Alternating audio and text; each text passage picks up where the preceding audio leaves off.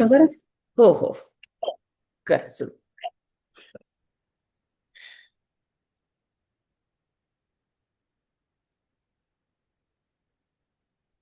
करा सुरू आहे प्रार्थनेने. ओम नमो भगवते वासुदेवाय. वसुदेवसुतं देवं कंसचाणूरमर्दनं देवकी परमानंदं कृष्णं वंदे जगद्गुरुम्. काल आपण 61वा श्लोक अध्याय दुसऱ्यामधला करून थांबलो होतो. तर तेवढ्या 61 श्लोकापर्यंत म्हणजे 55 पासून 61 पर्यंत आपण अर्जुनाने भगवंतांना विचारलेल्या स्थितप्रज्ञाविषयीच्या प्रश्नांना काय काय भगवंतांनी उत्तरं दिली ते बघितलं. त्याचं थोडक्यात परामर्श घेऊ आपण की स्थितप्रज्ञाची लक्षणं तर भगवंतांनी सांगितली. 55 पासून 58 पर्यंत प्रत्येक प्रश्नाचं उत्तर दिलं आणि नंतर त्याच्या व्यतिरिक्त भगवंत काही बोलले की रसबुद्धी कशी राहतेच, ती राहिली तर काय होतं, ती नष्ट का करावी, ती करण्यासाठी काय केलं पाहिजे, अशा गोष्टी भगवंतांनी एक्स्ट्रा पण आपल्याला त्याच्यामध्ये सांगितल्या. त्या स्थितीत खूप मार्मिक आणि व्यवस्थित गोष्टी काढल्या पाहिजेत लक्षणांमध्ये की स्थितप्रज्ञाचं लक्षण रसबुद्धी नष्ट झालेली असते. अंतःकरणात कुठेही अहंभाव राहिलेला नसतो. अहंभाव का राहत नाही तर त्यांनी शरणागती पत्करलेली आहे भगवंताकडे किंवा भगवंताला तो शरण गेलेला आहे म्हणून त्याचा अहंभाव गेलाय. शिवाय देहबुद्धी नष्ट झाली म्हणून अहंभाव गेला. हे सगळं कशाने झालं? सगळ्यात पहिले जाणून घेतलं की मला हे शरीर जे आहे हे माझं नाही, हे मला भगवंताने दिलंय.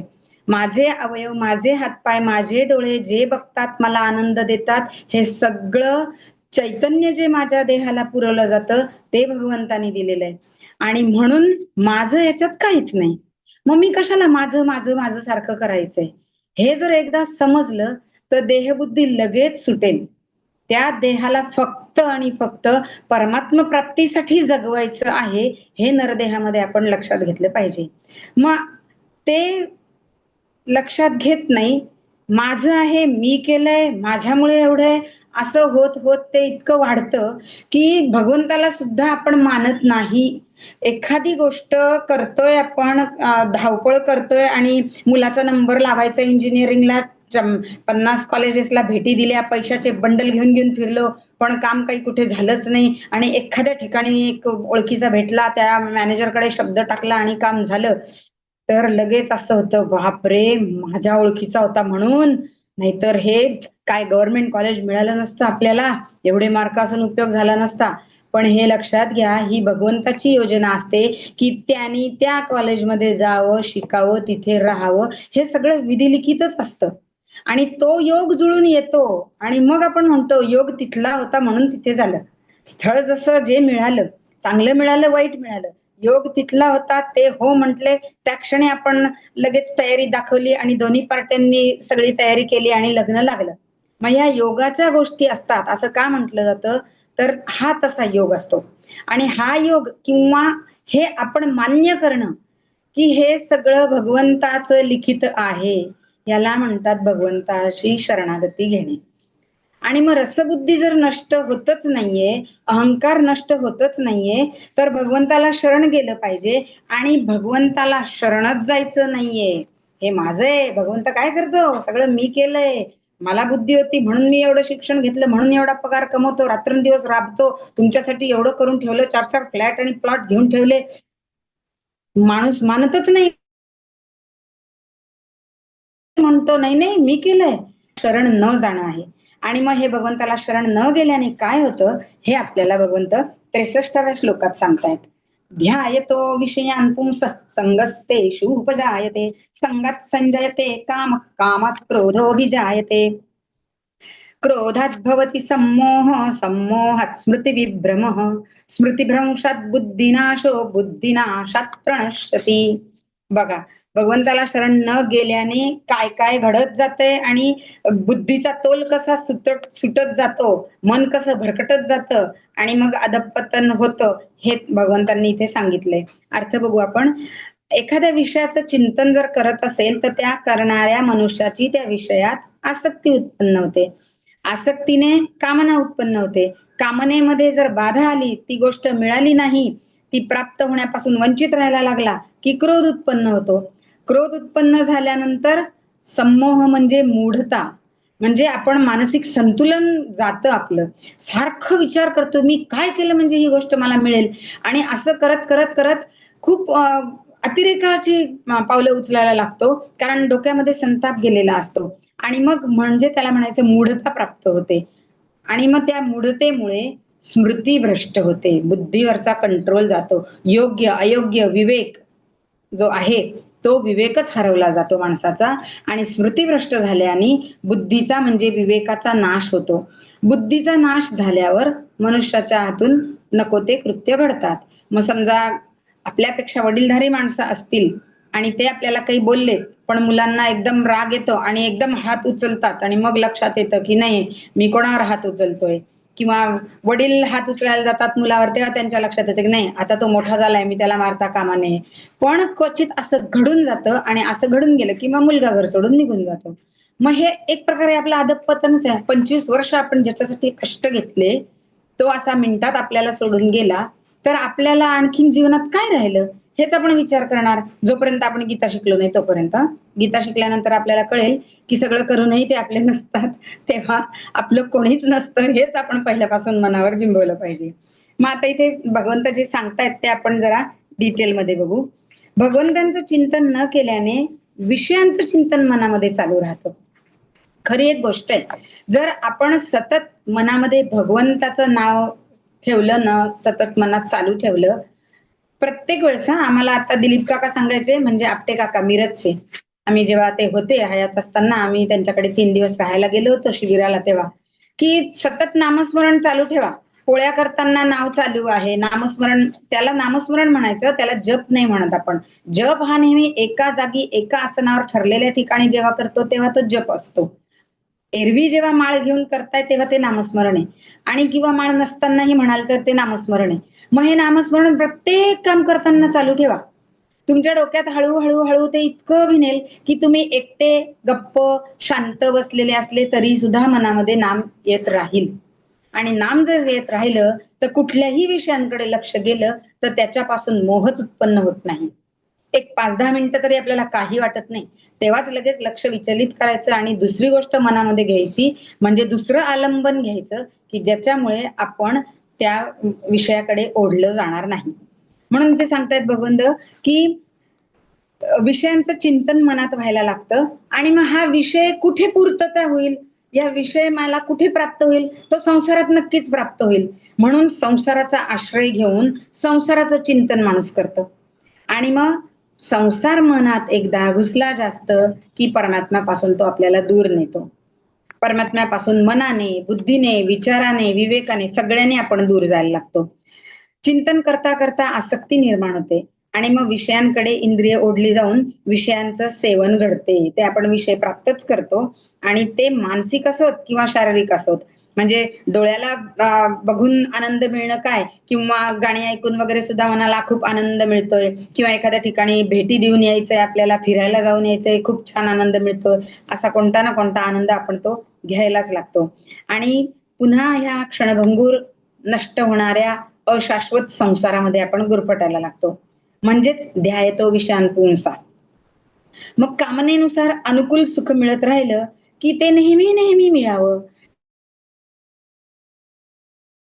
मग असं एकदाच का अशी जात जाऊ? मग दर 2 महिन्यांनी फिरायला गेल्यानंतर असं वाटतं, नको, नको दर 15 दिवसात जाऊ आणि मग आत्ताची फॅशन जी झाली रूढ ती दर शनिवार, रविवार जायचं. कसलाही विचार नाही करायचा. अगदी मग ते पार कंटाळा येईपर्यंत जातोच आम्ही. मग असे ते लोभ वाढत जातो त्या गोष्टींचा आणि एखाद्या वेळी जर जायला नाही मिळालं, की संताप, संताप होतो. सगळं आकाश पाताळ एक होतं. आणि मग चिडाचिड होते, घरात भांडणं होतात. काय-काय वाटेल ते होतं. मागचं पुढचं काढलं जातं, दूषणं द्यायला लागतात एकमेकाला. इतक्या वेळेस आनंद घेतलेला त्या सगळ्या गोष्टी आपण विसरून जातो आणि क्षणात जे काही चुकलं असेल तेच बाहेर निघतं प्रत्येकाचं. म्हणून भगवंत सांगतायत, की एखाद्या वेळी अडथळा आला, की क्रोध निर्माण होतो आणि क्रोधात भवती संमोह. या संमोहाने आपली विवेक शक्ती झाकली जाते. समभाव राहत नाही. पक्षपात केला जातो, पार्शलिटी केली जाते, की यावेळी नाही पुढच्या वेळी जाऊ किंवा याच्या वेळेस नाही त्याच्या वेळेस जाऊ, त्याला बरोबर नाही न्यायचं, याला बरोबर नेऊ, असं काही ना काहीतरी पार्शलिटी होते आणि त्याच्यामध्ये मग सत्य, असत्य, धर्म, अधर्म या कशाचाही विचार राहत नाही आणि मूढत्व आलेले आहे. हा कुठलाही विचार नाहीये मनामध्ये, योग्य अयोग्य सारासार विवेक नाही वापरत आहे आपण, म्हणजेच आपण मूढ आहोत त्या क्षणाला आणि हे मूढत्व आल्यामुळे, मूढतेमुळे स्मृती नष्ट होते आणि त्यामुळे पुढील विवेक लोप पावतो. नवीन विचार करण्याची शक्ती, दुसरीकडे मन गुंतवण्याची शक्ती. आता समजा आपल्याला नाही जायला मिळालं, तर आपण त्या खिन्न मनाने बसायचं, दिवसभर त्रागा दाखवायचा, हे करण्यापेक्षा आपण जर त्वरित चला मग आज रिकामा वेळ मिळालाय ना, तर आज आपण हे आवरून टाकू, ते आवरून टाकू किंवा इकडे जाऊन येऊ, कुठली कामं राहिलीत, ऑफिशियल कामं राहिलीत, पोस्टाची कामं राहिलीत, ती करून येऊ. असं जरी योजलं मनाशी, तरी आपलं मन त्या कामांमध्ये रमू शकतं. पण हे विचार करण्याची शक्ती या मूढत्वामुळे किंवा विवेक नष्ट झाल्यामुळे ती शक्ती येतच नाही आपल्यामध्ये आणि बुद्धीचा नाश होऊन अधःपतन होतं. आता 10च मिनिटं लागतात. आता बोलायला आपल्याला 5, 7, 8 मिनिटं लागले, पण घडतात इतक्या क्विक, इतक्या झटकन, की क्षणार्धात डोळ्याचं पातं लवताना लवतं तोच या गोष्टी घडतात आणि घडायला वेळ लागत नाही. विजेच्या प्रवाहाप्रमाणे जसं इकडे बटन दाबतं तिकडे लाईट लागतो. आज जायचं नाही म्हटलं की तिकडे क्रोध येऊन सगळं भांडे आपटायला सुरुवात झालेली असते आणि ह्या सगळ्या वृत्ती तात्काळ उत्पन्न होतात आणि मनुष्याचं क्षणात तो मुलाच्या थोबाडीत वगैरे देऊन मोकळा होतो आणि क्षणात अधःपतन होतं. आता हा इथपर्यंतचा जो भाग होता, साधारण 59 पासून 63 पर्यंतचा. हा एक्स्ट्रा भाग होता, की जो स्थितप्रज्ञाच्या लक्षणांमध्ये येत नाही. तो 59 ला रिलेटेड येतो. 59 मी काल सांगितलं तुम्हाला, की भगवत प्राप्ती से वंचित कैसे रह जाते हैं. मग हे असं अधःपतन होतं, त्याच्यामुळे भगवंताची प्राप्ती होत नाही. भगवंतापासून माणूस दूर जात राहतो. तर तुमचं ते भगवत प्राप्ती न होणे कारण 59व्या श्लोकामध्ये दिलंय, पण त्याचं विवेचन तुमचं इथपर्यंत येईल. आणि आता परत भगवंत 64-65 मध्ये अर्जुनाच्या चौथ्या प्रश्नाचं उत्तर देतायत, की स्थितप्रज्ञ कसा चालतो? कसा चालतो म्हणजे त्याचं चालणं कसं आहे असं संबंधित नाही. आचार कसे आहेत त्याचे, आचरण कसं आहे. म्हणजे आपण म्हणतो ना आदर्श आचरण आहे, आदर देणारं आचरण आहे. तर तसं त्याचं आचरण कसं आहे. तर आता आपण 64 आणि 65वा श्लोक वाचू. रागद्वेष वियुक्तैस्तु विषयानिंद्रियैश्चरन् आत्मवश्यैर्विधेयात्मा प्रसाद मधिगच्छति प्रसादे सर्वदुःखानां हानिरस्योपजायते प्रसन्नश्चेतसो ह्याशु बुद्धिपर्यवतिष्ठते. या श्लोकातच म्हटल्याप्रमाणे सगळे व्यवहार करत असताना इंद्रिय आपल्याला वश असली पाहिजेत आणि इंद्रिय वश होण्यासाठी ती रागद्वेष रहित होणं आवश्यक आहे. म्हणून इंद्रियांकडून कोणत्याही विषयाचं ग्रहण आसक्तीपूर्वक नसावं आणि विषय त्याग द्वेषपूर्वक नसावा. आता श्लोकाचा अर्थ जर बघितला तर श्लोकाच्या अर्थात पण रागद्वेष वियुक्त असतो. वशीभूत अंतःकरणाचा रागद्वेष रहित आपल्या वशीभूत केलेल्या इंद्रियाद्वारा विषयांचे सेवन करीत अंतःकरणाच्या निर्मळतेला प्राप्त होतो आणि अंतःकरणाची निर्मळता प्राप्त झाल्यावर साधकाच्या संपूर्ण दुःखांचा नाश होतो आणि अशा शुद्ध चित्तवाल्या साधकाची बुद्धी निस्संदेह फारच लवकर परमात्म्यात स्थिर होते. 1-2 दिवस आम्हाला दुसऱ्याबद्दल राग आला नाही म्हणजे नेहमी येत नाही असं नाही. 1-2 दिवस वरवर त्याच्याबद्दल राग दाखवला नाही, पण मनामध्ये हेजिटेशन आहेच आहे. याला रागद्वेष मुक्त झालोय आपण असं म्हणता येणार नाही. आपण तर 10-10 वर्षाचा राग धरून ठेवलेला असतो डोक्यामध्ये. फार 25 वर्षापूर्वी सासूबाई काय बोलल्या होत्या, नवीन लग्न झालं तेव्हा, ते तिथपासून डोक्यामध्ये असतं. नाही, हे तेव्हाच्या तेव्हा आपल्याला तेव्हा कोणी शिकवलेलं असतं ना, की जगणं इतकं सोपं आणि असं आहे. तर आपण एवढं मनातल्या मनात चरफडत राहून त्याचं दुःख सहन करत बसलोच नसतो. हे तेव्हाच आपल्याला लहानपणी शिकवलं गेलं पाहिजे होतं, की तेव्हाच्या तेव्हा सोडून द्यायचं. मोठी माणसं असतात, त्यांचं हे ऐकायचं असतं. हे सगळं आपल्याला मी म्हणते म्हणजे आपण व्यक्तिशः कोणी नाही, आपल्या समाजामध्ये एकच ही गोष्ट बिंबवली गेली पाहिजे. तिथे कितीही लाडकी मुलगी असू द्या, कितीही लाडकं कोणी असू द्या आपलं, तरी आपण जे आपल्या घरात शिकवतो तसंच तिकडे गेल्यावर पण मोठ्यांशी त्यांच्या राग येतील अशा कुठल्याही गोष्टी बोलल्या तर सोडून द्यायला शिकलं पाहिजे. त्यांना आदर दिला पाहिजे. त्यांनी आपल्याला सांगितलेलं ऐकलं पाहिजे. आपलं मतही मांडायला शिकलं पाहिजे. ह्या सगळ्या गोष्टी आपण शिकवल्या पाहिजे. जसं आपण आपल्या घरात नाही का मुलींचं ऐकतो, तिचं म्हणणं काय ते समजून घेतो. तशीच तिकडच्याही लोकांना आपण सवय लावू शकतो, पण शांततेने. पण हे पूर्वीपासून समाजामध्ये एक जेव्हा शिक्षण येत गेलं ना, तेव्हापासून मी म्हणजे वेगळं काहीतरी आणि आता मी शिकलेली आहे. त्यामुळे हम करे सो कायदा असं करत हे बदलू दिलं आपण आणि बदललं ते इतकं बदललं की हाताबाहेर गेलं. आता काय म्हणतात, की कुठलाही व्यवहार करत असलो आपण, तर इंद्रिय आपल्याला वश असली पाहिजेत. साधी गोष्ट आहे. बाजारात जातो आपण, भाजीपाला घ्यायला जातो. आणखीन एखाद्या ठिकाणी इतकं रुडली बोलतो, की "एवढ्याला द्या ना, मागते ना, मी काय फुकट मागते का? देते ना पैसे." हे असं बोलण्याने सुद्धा नाही होणार. भाजीवाली लगेच ऐकणार. आपण म्हटलं, "ताई थोडे कमी करा ना." "अहो थोडेसे, ₹2 कमी करा फक्त." म्हणजे असं जेव्हा आपण सांगू आणि अशा पद्धतीने आपण त्यांच्याशी व्यवहार करू, कारण आपली इंद्रिय वशमध्ये आहेत. आपली वाणी, आपली जीभ, आपली वैखरी आपल्या ताब्यात आहे.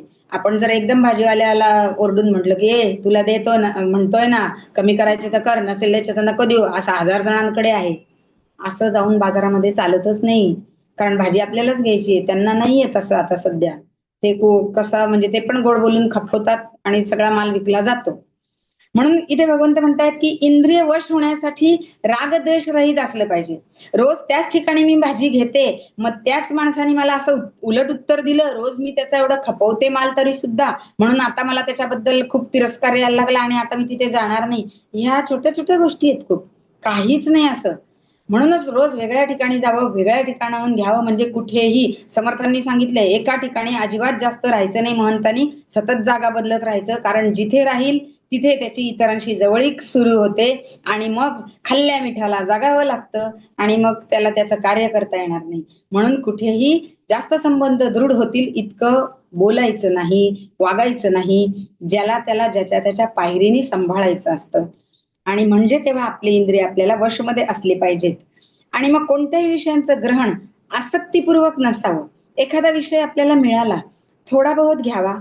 हवासा वाटला म्हणून 2-4 वाट्या घेतला किंवा आजही आलो, पुढच्या शनिवारी पण जाऊन आलो, अजून 2दा जाणार आहोत आम्ही.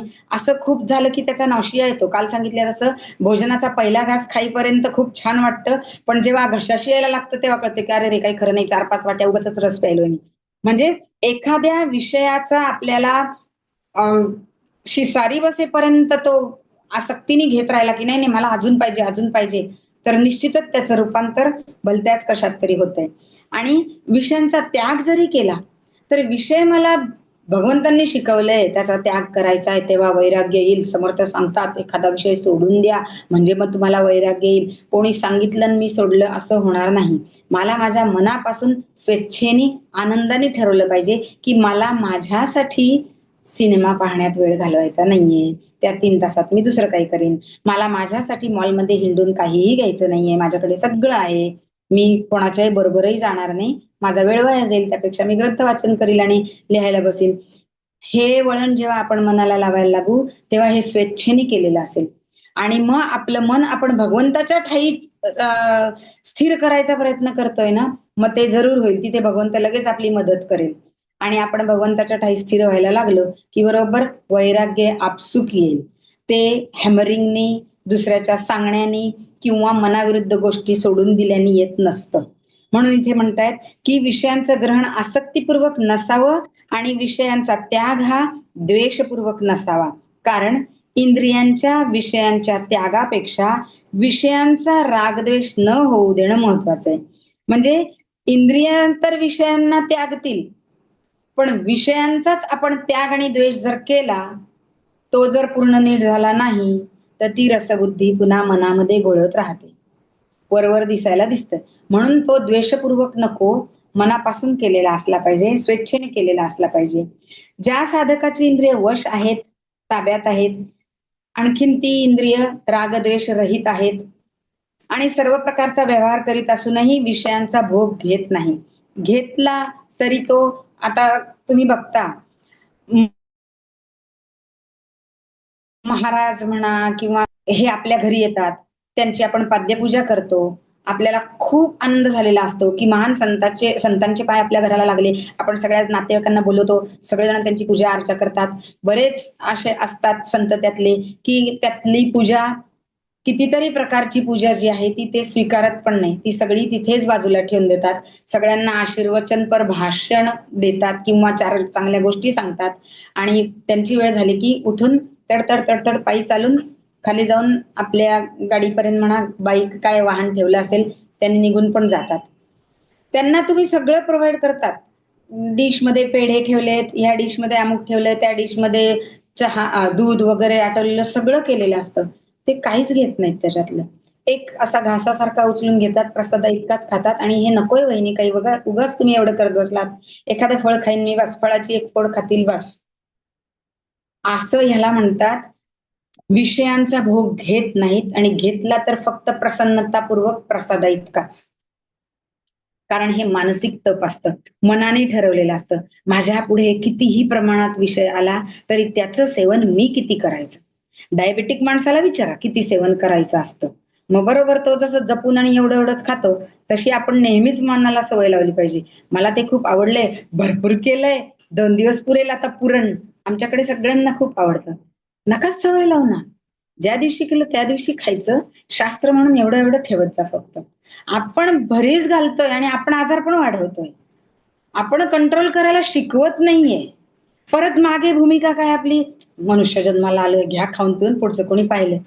अहो, खाण्यापिण्यासाठी आलोच नाहीये. मुख्य ध्येय काय आहे तेच आपल्याला लक्षात घ्यायचंय. आणि ही जी प्रसन्नता असते, हे मानसिक तप असतं याच्यामागे. मनाने ठरवलेली असते ती गोष्टीचं सेवन मी किती करायचं, तर कोणीही आग्रह केला तरी ते घेणार नाहीत आणि हीच प्रसन्नता आपल्याला परमप्राप्ती करून देत असते. रागद्वेष युक्त होऊन जर विषयांचा त्याग केला, तर चित्तामध्ये खिन्नता राहते, की उगाच मी ते सोडलं गडे, घेतलं असतं ना, खाल्लं असतं ना, घेतली ती साडी, गेले आता आज मला सारखी आठवण येते आणि असं वाटतं मला जायला पाहिजे होतं. मग ह्या पुन्हा-पुन्हा कामना निर्माण होतात. आता मग पुढच्या वेळेस असलं ना असा चान्स तर मी जाणार आहे बरं का. असं घरात आवर्जून मोकळं होतो आपण. आणि मग पुन्हा चान्स आला आणि जायला नाही मिळालं, तर पुन्हा क्रोध. क्रोधात भवती सम्मोह. सम्मोहात स्मृतिविभ्रमः. स्मृती विभ्रमात बुद्धिनाशः. बुद्धिनाशात प्रणश्यती. ही साखळी ठरलेली आहे. मग त्या साखळीचं मूळच जर छेदून टाकलं आपण, तर ते आपल्या मनाच्या कंट्रोलवर आहे. म्हणजे मानसिक तपावर आहे. म्हणून मानसिक तप, वाचिक तप, कायिक तप हे जे तपाचे प्रकार आहेत ना, हे त्या अवयवांसाठी आहे. तर त्या अवयवांना ती सवय लावली गेलीच पाहिजे. आणि म्हणून विषय त्याग हा मनापासून आनंदाने, स्वेच्छेने झाला पाहिजे. पण राग, द्वेष जर राहिले, चित्तात खेद राहिला, तर सुखाची लालसा राहते आणि बुद्धी निश्चल राहत नाही. वारंवार सुखाकडे मन धावतं, मन जिकडे जातं तिकडे बुद्धी धावते. म्हणजे ती बुद्धी स्थिर होत नाही, अचल राहत नाही. म्हणजेच याचा अर्थ तात्पर्य काय आहे, की रागद्वेषयुक्त भोगी मनुष्य केवळ विषयांचं चिंतन करेल तर पतन होते. पण रागद्वेषयुक्त योगी मनुष्य, रागद्वेषयुक्त आहे तो, पण तो योगी आहे. तो विषयांचं सेवन करेल, पण ते मानसिक तपाने एवढंसच केलेलं असेल, त्यामुळे त्याच्यात तो आसक्त झालेला नसेल. ते प्रसन्नतापूर्वक सेवन केलेलं असेल, तर तो परमतत्वाला पोहोचतो. कारण त्याच्या चित्तात प्रसन्नता आहे आणि चित्त अहंकाररहित आहे. त्याच्यामुळे तो हे प्राप्त करू शकतो. आणि हेच भगवंत आपल्याला 66व्या श्लोकातही सांगतायत. 66व्या श्लोकात भगवंत म्हणतायत, नास्ति बुद्धिरयुक्तस्य नाचा युक्तस्य भात शांतीर अशांतस्य कुतः सुखम. ज्याची मन इंद्रिय संयमित नाहीत अशा मनुष्याची, म्हणजे व्यवसायात्मिका बुद्धी नाही, कारण स्थिर नाहीये ते, निश्चयात्मक बुद्धी नाहीये. आणि व्यवसायात्मक बुद्धी नसल्याने त्या अयुक्त मनुष्यात निष्काम भाव अथवा कर्तव्यपरायणतेचा भाव नसतो. निष्काम भाव नसल्याने त्याला शांती मिळत नाही. तेव्हा शांतीरहित मनुष्याला सुख कसं मिळेल? सुख जर प्राप्त करायचं असेल मिळाल्यावर होतं, समाधान हे शांती मिळाल्यावर होतं आणि ही शांतीच जर आपण मिळवायचा मार्ग आपला चुकतोय, तर म्हणजेच आपण म्हणतो ना, की त्याची व्याख्या आपली काय आहे सुखाची, तीच आपली चुकीची आहे, तर आपलं सगळं पुढचं कर्मच बदलून जातंय. आता इथे भगवंत सांगतायत, आता आधीच्या श्लोकात आपण ऐकलं, की मन आणि इंद्रियांचा संयम महत्वाचा असतो. नास्ति बुद्धिरयुक्तस्य याच्यामध्ये काय सांगतायत, की ज्याचं मन आणि इंद्रिय संयमित नाही, अशा अयुक्त म्हणजे असंयमी पुरुषाची बुद्धी निश्चयात्मक नसते. निश्चयात्मिका म्हणजे मला केवळ परमात्मा प्राप्तीच करायची आहे, हा निश्चय पक्का असला पाहिजे.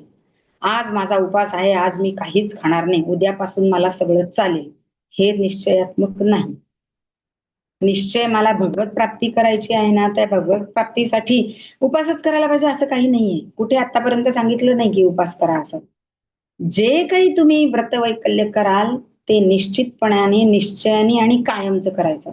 म्हणजे मी तुम्हाला माझ्या घरातलं उदाहरण सांगते ना, माझ्या सासूबाईंची आई म्हणजे माझ्या आजी सासूबाई, लहानपणापासून कळायला लागल्या वयापासून 6-7 वर्षाच्या असल्यापासून ते काय आदित्य व्रत होतं ना सकाळचं श्रावणामध्ये दर रविवारी सकाळी मौनाने उठायचं आणि मौनानेच सगळं करायचं. तर कायम म्हणजे अंथरुणात पडून होत्या तरी सुद्धा रोजचा कुठलाही वार आठवत नव्हता. पण रोज विचारायच्या, सूर्य उगवला की विचारायच्या, "आज बोलायचं नाहीये ना?" मग आमच्यासारख्याने सांगायचं, "नाही, आज बोललं तरी चालणार आहे." मग काय बोलतील पहिले, "चहा दे गं थोडासा घोटभर." म्हणजे त्या लोकांचं त्यांनी जे ठरवलेली गोष्ट होती ती त्यांची मनापासून होती आणि ती इतरांसाठी नाही. स्वतः ठरवलेलं ते मानसिक तप होतं. तसं जेव्हा मनुष्य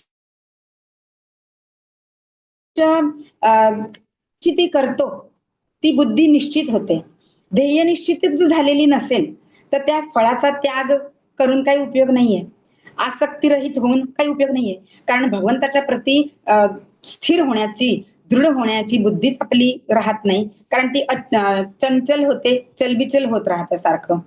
न च्या भावयत शांती म्हणजे ध्येय निश्चिती नाही आणि त्या कर्मामागे स्वार्थाशिवाय दुसरी भावनाही नाही. माझ्या फायद्यासाठी करते मी, माझ्या अमक्याचं तमकं व्हायचंय म्हणून करते मी, हा सगळा स्वार्थ जरी मनामध्ये असला, तरी तेच पुन्हा की स्वार्थ मनामध्ये आहे म्हणून त्या कर्माचाही कोणताही उपयोग फलप्रद होणार नाही. तेव्हा मनुष्य त्याच्या कर्मात आणि कर्तव्यात तत्परही नसतो आणि कर्तव्य तत्परता नसल्याने त्याला शांती मिळत नाही. कारण त्याच्या मागे कर्तव्य पालनाची दृढताच नसते. आपल्या समोर ध्रुव ताऱ्याप्रमाणे त्याच्या प्रमाणे आपल्याला खुणावणारं कोणतं ध्येय नसेल, तर आपलं लक्षरहित दिशाहीन जीवन होऊन जातं. जसं इथे आता एक आपल्याला दृष्टांत दिलेला आहे. आधी हे ध्रुवचं जे सांगितलं ते एक थोडक्यात मी सांगते, की जेव्हा ध्रुव बाळाला त्याच्या आईने सांगितलं, की "बाळा तुला जर वडिलांच्या मांडीवर बसण्याचा मान प्राप्त करायचा असेल, तर तो ह्या माणसांकडून नाही तुला दिला जाणार. तुला तो भगवंताकडून घ्यावा लागेल." आणि तेवढा मान प्राप्त करण्यासाठी तुला तपश्चर्या केली पाहिजे. 2 साधे वाक्य तिने सांगितलेत. आपल्यासारखी साधारण स्त्री आहे. पण त्या 2 साध्या वाक्यांचा जेव्हा आपण भागवत उघडून ती गोष्ट उघडून विचार करू ना, तेव्हा कळेल की किती मोठं त्याच्यामध्ये भक्ती म्हणा किंवा किती मोठं गहन गुह्य ज्ञान तिने त्या मुलाला त्या 5 वर्षाच्या वयाला दिलेलं आहे. आणि तेवढं तो समजूतदार होता. त्यांनी त्याचा अर्थ पण समजून घेतलाय. आणि तसाच्या तसा छोटासा ध्रुवबाळ आणि रानामध्ये गेला आणि त्यांनी तपश्चर्या केली. त्याच्या पुढचं आपल्याला माहितीये, की भगवंत सुद्धा एवढे छान प्रसन्न झाले ना त्याच्यावरती, जो काही काळ त्याची ज्या काही प्रकारची तपश्चर्या झाली ते गोष्टीत आहे. आपल्याला तिथे जायचं नाही. तात्पर्य आपण काय बघतोय, की ध्रुव एवढा तल्लीन झाग्र बुद्धी झाली होती त्याची, की त्याला भगवंत आलेत आणि त्यांनी 1-2 खुणा त्यांच्या हे केल्या, तरी तो त्याच्यातनं जागा झाला नाही. तर त्यांनी हळुवार आपला शंख त्याच्या गालाला लावला. काय सुंदर कल्पना आहे हो. भगवंताचा स्पर्श आपल्याला झाला, आणखीन काय पाहिजे? तिथेच उद्धार झाला होता ध्रुवाचा. आणि तेव्हा ध्रुवाला एकदम कळलं, की आपल्या जवळ कोण आलंय? कदाचित आपले नारद मुनीच आलेले असतील. पण तेव्हा त्याला कळलं त्यानंतर, की भगवंत मला प्रसन्न झाले आहेत. नाहीतर तोपर्यंत काय होणार होतं? समजा नारद मुनी भेटले नसते, काही त्याला सद्गुरू भेटले नाही, तर तो आपला वणवण भटकत राहिला असता हो, सामान्य माणसासारखा. तेच पुढे उदाहरण भगवंतांनी इथं दिलंय, की भरकटणाऱ्या नावेप्रमाणे आपली नाव समुद्रामध्ये कुठेतरी हेलकावे खात खात जाते आणि एखाद्या खडकावर जाऊन आदळून नष्ट होऊन जाते. म्हणजे हे समर्थांनी पण हे चंचळ नदीचं रूपक सांगितलेलं आहे दासबोधामध्ये, की आपण आपल्या आयुष्याला ते एक वळण लावलेलं नसतं ना, त्याच्यामुळे आपली निर्णय क्षमता कमी झालेली आहे. आणखीन दृढता कुठेच नाही. भगवंताच्या पायी स्थिर होण्याची बुद्धी नाही. मग अशा वेळी आपली ही संसाराची नाव किंवा आपण जे काही जगतोय जीवन, ती नाव भरकटलेल्या प्रमाणे धावते. आता भरकटलेली नाव कशी असते? जेव्हा नाव पाण्यामध्ये सोडली, त्याच्यात नावाडी नाहीये म्हणून ती भरकटणार आहे. तर शीड जे आहे त्या शिडाला वारा जसं जसं ढकलेल, ज्या ज्या दिशेला वारा आपली दिशा बदलेल, तसं तसं शीड तिकडे तिकडे ढकललं जातं आणि ते कुठे जातंय हे दिशाहीन भरकटणं होऊन जातं. म्हणून इथे आपल्याला दृष्टांत हा दिलाय. मग ही बुद्धी निश्चयात्मक होतच नाही, व्यवसायात्मक होतच नाही. पण मग ही का नाही होत? का होत नाही? हा दृष्टांत दिला भरकटलेल्या याचा आणि ध्रुवाचा दृष्टांत दिला निश्चयात्मक बुद्धीचा. कारण ध्रुवाला सद्गुरू मिळाले. कशी तपश्चर्या कर हे सांगणारे मिळाले. त्याला दिशा दिली गेली त्याच्या साधनेला. मग अशा दिशेची काही ना काहीतरी गरज आहे, हे भगवंत आपल्याला पुढे 67, 68 व पुढच्या श्लोकांमध्ये सांगणारच आहेत. 67व्या श्लोकामध्ये हे नौकेचं उदाहरण दिलं होतं, ते सांगते. 67वा श्लोक आधी वाचते. इंद्रियाणां हि चरता यन्मनोनुविधीयते तदस्य हरति प्रज्ञां वायुर्नावमिवांबसी. नौका आपल्या सामर्थ्यावर वायू जसा ढकलतो, वाऱ्याला ज्या दिशेला जायचंय त्या दिशेला त्या शिडात वारा भरला जातो आणि नौका ढकलली जाते, ती आपल्याला पाहिजे त्या दिशेला तो वारा ते नेत असतो. त्याप्रमाणे जो विषय या इंद्रियात विचरण करतो, तो इंद्रिय बुद्धी हरण करून घेतो. म्हणजे माझ्या बुद्धीचा माझे विषयांपासून इंद्रियांना परांगमुख ठेवलं आहे. पण एकदम पुन्हा ते उदाहरण न जाणं साडीचंच काय येतं, कारण प्रत्येक स्त्रीची ती आवडच आहे. पण आणखीन आपण काही म्हणून डोळ्यांना आपल्या काही दिसलं आणि ते पाहावंसं वाटलं, पाहता पाहता त्याच्यात हरखून गेलो, तर डोळ्यांचं जे बुद्धीशी कनेक्शन आहे, तर हो मी असंच घेईन एकदा, मला हे फार आवडलंय, किती का महाग असे ना, किती रुपये लागू देत, मी मिळवीन, इथपर्यंत ती बुद्धी विचार करत जाते. म्हणजे बुद्धी त्या इंद्रियाला, डोळ्यांना हरण करून घेतात. ज्या इंद्रियामध्ये त्या विषयाचं विचरण सुरू होतं, तिथल्या इंद्रियाला ती बुद्धी हरण करून घेते. तसं त्या नौकेला वाचवणारा नावाडी जर नसेल, तर प्रक्षुब्ध लाटांच्या माऱ्याने, तुफानी वादळाने नाव भरकटते आणि लक्ष्याकडे न पोहोचता अंधकाराच्या वादळात मध्येच नष्ट होते.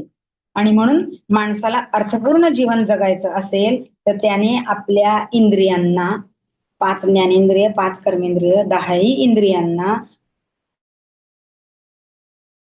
वशात ठेवण्याचा, नुसतं खरेदीसाठी हिंडण्यासाठी नाही मी म्हणत. दुसऱ्याशी बोलण्याच्या बाबतीत सुद्धा आपली जीभ, मारताना आपला हात, बघताना आपले डोळे, ऐकताना आपले कान, हे सगळं वशमध्ये असलं पाहिजे. बघू काय शेजारी भांडण चाललंय, काही थांबा, कोणीतरी काहीतरी म्हणतंय. आपल्याला काय गरज आहे? काही कान तिकडे द्यायची गरज नाही. गांधीजींनी सांगितले ना, त्या गोष्टी पाळायच्या. भगवंत पण तेच सांगतायत आपल्याला, की आपल्या 10ही इंद्रियांना आपण वशमध्ये ठेवलं पाहिजे आणि त्यांच्या करवी योग्य, परोपकारार्थ आणि प्रामाणिक आणि सत्य अशाच गोष्टी करवल्या पाहिजेत.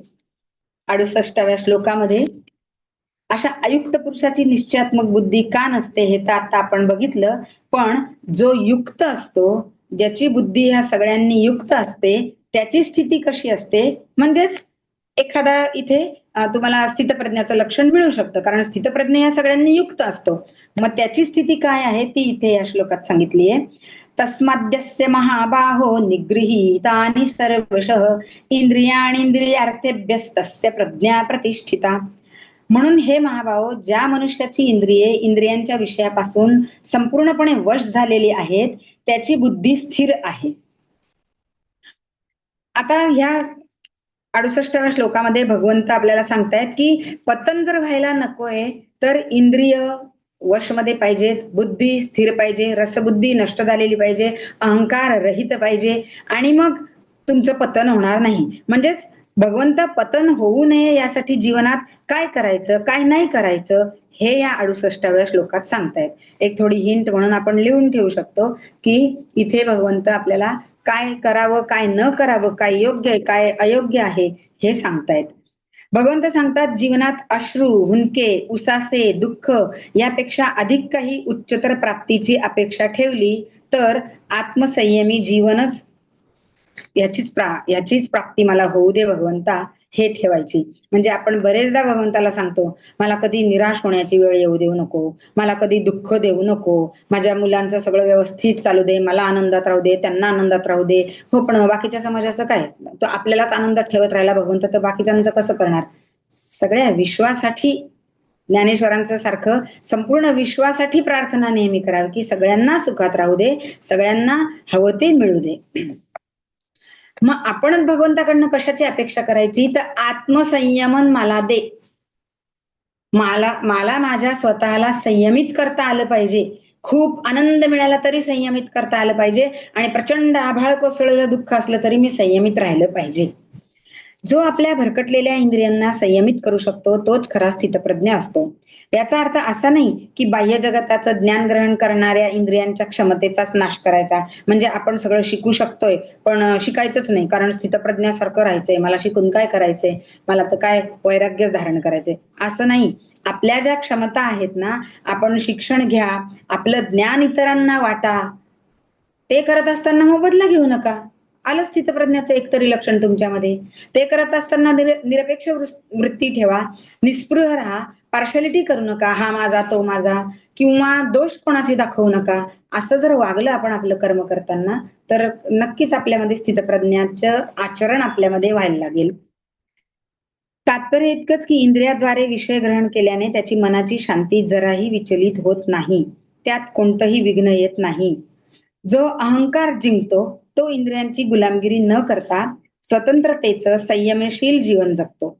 आणि हा स्थितप्रज्ञ आणखीन कसा असतो हे अजून एक एक्स्ट्रा मी अजून तुम्हाला थोडंसं सांगतो. असं करत भगवंत पुढे सांगतायत 69व्या श्लोकामध्ये, या निशा सर्वभूतानां तस्यां जागरति संयमी यस्यां जागृती भूतानी सा निशा पश्यतो मुनेः. ज्याप्रमाणे पशु पक्षी प्राणी रात्रंदिवस खाणं पिणं सुख आराम उपभोग घेण्यात मग्न असतात, भोग आणि व्याकुळ असतात आणि मात्र परमतत्वापासून विन्मुख असतात आणि रात्री आराम करतात, दिवसभर भोग घेतात, जसे प्राप्त होतील तेवढे प्राप्त करून घेतात. प्राणी आणि मनुष्यही त्याच्यातच आलाय आता, कारण मनुष्य प्राणीच ना, पण अक्षरशः पशुवत जगणारी माणसं सुद्धा आहेत. वेळा काळाचं कुठलंही कशालाही धोरण नसतं, केव्हाही उठायचं, केव्हाही खायचं, केव्हाही झोपायचं, कितीही वेळ टीव्ही बघायचा, रात्री केव्हाही जेवायचं. हे पशुवत जीण आहे, हे कुठलंच सामान्य माणसाचं जगणं नाहीये. आणि मग या सगळ्या रकान्यामध्ये या सगळ्या दिनचर्येमध्ये भगवंतासाठी कुठेही वेळ काढलेला नसतो. कारण संध्याकाळी परवाचा म्हणायला बसायचं तेव्हा आम्हाला बाहेर पडतो आम्ही थंडगार हवा खायला आणि मग रात्री उशिराने घरी येतो, सगळंच वेगळं आहे.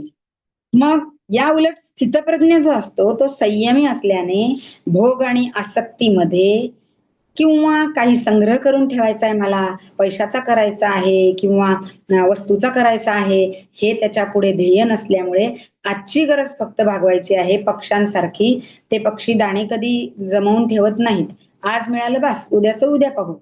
आपल्याला त्यांचं जीवन मर्यादित आहे म्हणून आपलं जीवन जर अगदी 100 वर्षाचं आहे तर आयुष्याला 20-20 वर्षाची तरी तरतूद करतच असतो. अन्नधान्यासाठी 2-2 वर्षाची करतो. पण याशिवाय जास्त काही संग्रह करणं, तरतूद करणं हे स्थितप्रज्ञाला गरजच नसते. तेव्हा इतर सगळे जण जेव्हा अर्थार्जनासाठी धावतात, अर्थार्जन करण्यासाठी म्हणजेच ते इतर भोगांमध्ये रमलेले असतात, त्यावेळेस हा परमानंदात लीन झालेला असतो, शांत असतो. लोक धावतायत, अशांती त्यांच्या मागे आहे, तेव्हा हा शांत असतो. आणि इतर सगळे रात्री जेव्हा आराम करतात, निश्चल पडून घेतात, भगवंताला सुद्धा आठवत नाहीत, कोणामुळे आपण हे करू शकलो तेही आठवत नाहीत, तेव्हा हा मात्र परमात्म्याशी संवाद साधत असतो, आपली साधना करत असतो. म्हणजे सामान्यांचं जगणं फक्त लौकिक प्राप्त करणं एवढंच असतं. पण ज्ञानी आणि क्षणभंगूर प्राप्तीत न अडकता सावध राहून परमात्म प्राप्ती करत असतो ज्ञानी मनुष्य. शिवाय असंही म्हणता येईल की सांसारिक पदार्थाचा भोग आणि संग्रह करण्यात माणूस स्वतःला खूप चतुर मानतो, खुश असतो. पण परमात्म तत्व हेच सर्व काही आहे हे जाणणारा, संसार अंधार आणि अज्ञानासारखा आहे म्हणून तिकडे तो ढुंकूनही बघत नाही, फक्त कर्तव्यापुरता संसार करावा नेमका नेटका, समर्थांनी सांगितलंय तसं, प्रपंच करावा नेटका, तसा तो जगत असतो. कारण तो जाणून आहे की हा संसार क्षणभंगूर आणि नाशवंत आहे. मग मनात प्रश्न येतो की स्थितप्रज्ञ संसारी नसतो का हो? आणि नसेल तर मग त्याचा निर्वाह कसा चालतो? तो काय कमवतो, कुठून आणतो, काय खातो? असेल यासाठी 17व्या श्लोकात समुद्राचं उदाहरण देऊन भगवंतांनी आपल्याला सांगितलेलं आहे. आपूर्यमाण मचल प्रतिष्ठम समुद्रमाप प्रविशन्ति यद्वत् तद्वत् कामाय प्रविशन्ति सर्वे स शांती माप्नोति न काम कामी. जसे संपूर्ण नद्यांचे जल चारही बाजूंनी पाण्याने परिपूर्ण असलेल्या समुद्रात येऊन मिळते, परंतु समुद्र आपल्या मर्यादेत अचल स्थित राहतो, तसंच संपूर्ण भोग पदार्थ ज्या संयमी मनुष्याला विकार उत्पन्न न करताच प्राप्त होतात, तो मनुष्य परमशांतीला प्राप्त होतो आणि भोगांची कामना करणारा तो नसतो. समुद्राचं उदाहरण जे इथं दिलंय ते बघू आधी. ओढे, नद्या, नाले सगळे नेहमी समुद्राला जाऊन मिळतात. समुद्र चारही बाजूने परिपूर्ण पाण्याने भरलेला आहे. सगळ्या दिशांनी त्याला येऊन मिळणाऱ्या नद्या, ओढे, नाले मिळत असतात.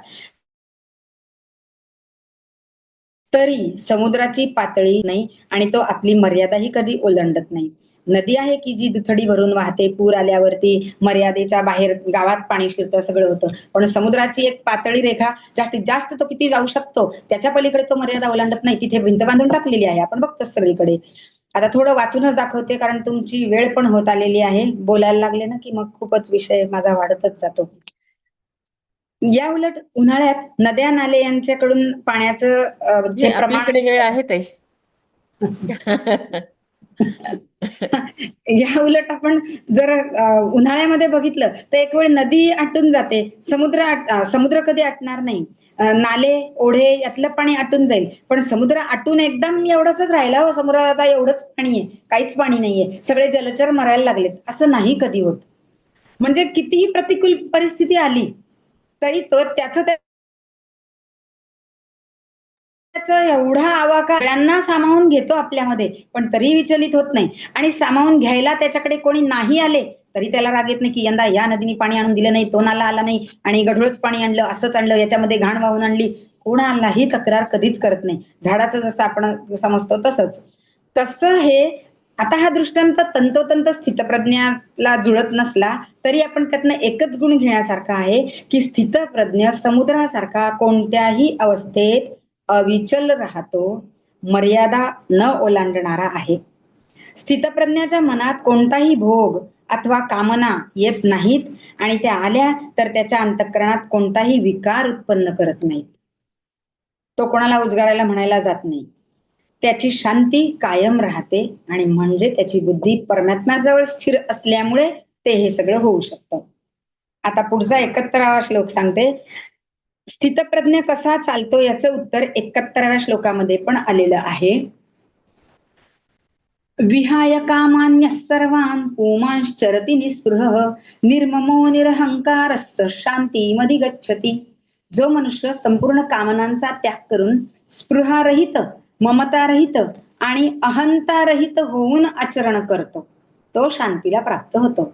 स्पृहा आणि कामना या दोन्ही शब्दांमध्ये अंतर आहे. संस्कृत शब्दात ना एका शब्दाला भरपूर समानार्थी शब्द असतात. मराठीमध्ये आपण एकच शब्द भरपूर अर्थाने वापरत असतो. तर कामना हा शब्द इच्छा म्हणून आहे. स्पृहा ही शब्दाचा अर्थ इच्छाच आहे. पण कामना म्हणजे जे प्राप्त झाले ते आणखीन मिळण्याची कामना. पण अप्राप्य गोष्ट जे मिळालं नाही ते मिळावं अशी असते ती स्पृहा. स्थितप्रज्ञ सगळ्या अप्राप्त वस्तूंचा त्याग करतो की ज्या मला मिळणारच नाहीये. त्या मला नकोच आहे, तरी खेद नाही. त्या मिळण्यासाठी मी काही करणार नाही. म्हणजे मी मागे म्हटलं ना, की ती वस्तू असली तरी मी आनंदी, ती नसली तिच्याशिवाय सुद्धा मी आनंदी आहे. पण त्यानंतर उदरनिर्वाहासाठी देश, काल, वस्तू, व्यक्ती, पदार्थ इत्यादीची आवश्यकता म्हणजे स्पृहा. पण स्थितप्रज्ञाने स्पृहेचाही त्याग केलेला असतो. इतकंच काय, ज्या शरीराद्वारे आता परमात्मा प्राप्ती झाली, तेव्हा त्या शरीराची, त्याच्या निर्वाहाची पर्वा त्याला राहत नाही.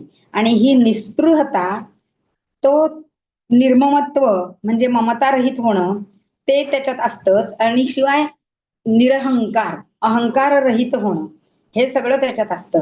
त्याच्यामुळे तो शांती प्राप्त करू शकतो. त्याग करून संन्यास म्हणजे त्याग आणि अहंकारयुक्त वासनांचा पूर्णपणे त्याग करून वैराग्याचं जीवन जगणे हा संन्यास. आणि त्यामुळे साधक सतत आपल्या दिव्य स्वस्वरूपाला पाहू शकतो. म्हणजे कुठल्याही घटना घडत असल्या, आपल्या जवळपासच्या असल्या, आजूबाजूच्या आहेत, आपल्या संबंधातल्या आहेत, तरी त्यांच्याबद्दल माया ममता सगळी रहित झालेलो आहोत. कर्तव्य म्हणून आपण तिथे सगळ्या गोष्टी पाळत आहोत. आपण केलेल्या कर्तव्याबद्दल आपल्याला त्यांच्याकडनं कोणतीही अपेक्षा नाही. आपण भरपूर काही करतोय याचा आपल्याला अहंकार नाही. अशा पायऱ्या-पायऱ्यांनी विचार करत जगत राहिलं, तर आपोआप सगळ्या गोष्टींचा आपल्यासाठी त्याग होईल. आणि मग त्याग झाला की आपोआपच वैराग्य यायला लागेल. आणि असं आपणहून आलेलं वैराग्य म्हणजे लादलेलं नाही, स्वेच्छेने आलेलं वैराग्य जे आहे, त्याच्यामुळे साधक अंतर्मुख होईल. बहिर्मुखता त्याची कमी होईल आणि तो स्वतःतल्या आत्म्याला, स्वस्वरूपाला जाणण्याचा प्रयत्न करेल. आणि मग 72व्या श्लोकात ताई सांगणारच आहेत, त्याच्यामुळे मी अगदी थोडक्यात सांगते. एषा ब्राह्मीस्थितिः पार्थ नैनां प्राप्य विमुह्यते स्थित्वात्स्यामन्त्यकालेऽपि ब्रह्मनिर्वाणमृच्छति. हे पृथानंदन, ही ब्राह्मी स्थिती आहे. ही प्राप्त झाल्यावर कधी कोणी मोहित होत नाही. या स्थितीत जर अंतकाळात स्थित झाले तरी निर्वाण शांत ब्रह्माची प्राप्ती होते. म्हणजे मग ही निर्वाण स्थिती किंवा ब्राह्मी स्थिती म्हणजे निर्मोह होण्याची स्थिती, मोक्षरहित होण्याची स्थिती. आणि म्हणून समर्थांनी सांगितलंय, मोक्ष हा मेल्यानंतर नाही मागायचा आहे, जिवंतपणी मला मोक्ष दे. म्हणजेच ते वामनराव पै सांगतात त्याप्रमाणे, मला जिवंतपणी मोहाचा क्षय कर. मोक्ष म्हणजे मोहाचा क्षय. जिवंतपणी मला या आजूबाजूचा जो संसार माझा माया आहे, ती मला मोहात गुरफटून ठेवते, याचा मला त्याग करू दे. तो त्याग माझ्याकडनं करवून घे. मग हे जे इंद्रिय मला वशमध्ये आणायचे, तर बाबा तुझी साथ लागेलच. त्याच्याशिवाय मी एक पाऊल टाकू शकत पासून माझ्या इंद्रियांना आवरून धरायचंय, तर विषयांनाच तू कुठेतरी घेऊन जा, असं नाही भगवंताला सांगता येणार. विषयांकडे लक्ष न देण्याची वृत्ती माझी निर्माण कर. तेव्हा आपण आतमध्ये डोकवायला लागू, बहिर्मुख न होता.